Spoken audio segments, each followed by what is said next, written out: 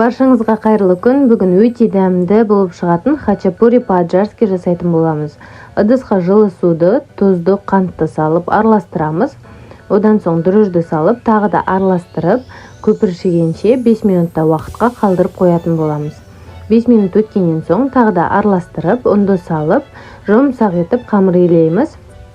Ұнды 400 грамм ғана қосатын боламыз, одан артық қажет емес. Қамыр бізде жұмсақ және де қолға жабысатын болып шығады.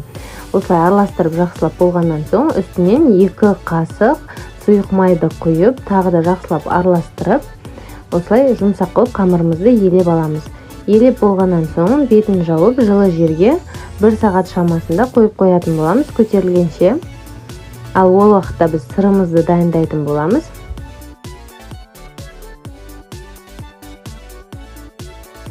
Сырды ең терканың үлкен жерімен осылай үккіштен өткізіп аламыз. Менде сулугуни сыры 600 грамм, одан аз қоссаңыздар да болады. Қалауыңызша тұз және де 1 жұмыртқаның ағын саламыз, ал сарысын бетіне жаққанға алып қаламыз. Одан соң суды қосып, жақсылап араластырып аламыз. Енді біздің қамырымыз көтерілді, кішкене ұн сеуіп, қамырымызды столға қойып, осылай домалатып алатын боламыз. 2-ге бөлеміз.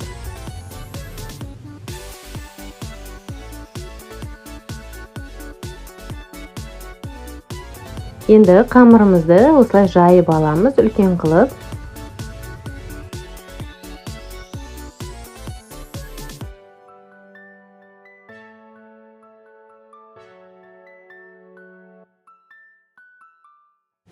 Енді сырды салып, жинап шығатын боламыз.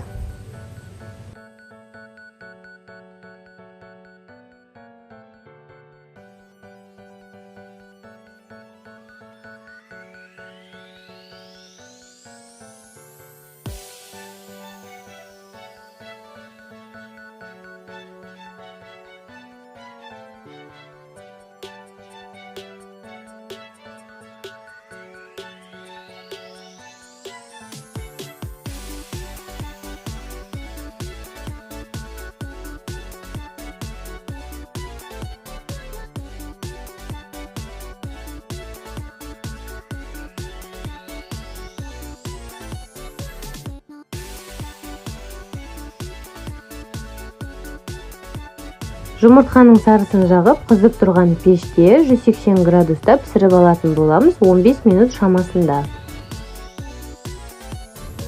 Міне біздің хачапурimiz пісіп шықты. Енді ортасын осылай ашып, екеуіне де жұмыртқаның сарысын салып аламыз. Қалауыңызша сары май салып, тағы да 2 минутқа духовкаға бір салып аламыз. Сонымен біздің хачапурimiz дайын, өте дәмді, жұмсақ болып шығады. Міндетті түрде осы рецептімен дайындап көріңіз, еш өкінбейсіз, өте керемет болып шығады. Жасап жатсаңыз ас болсын.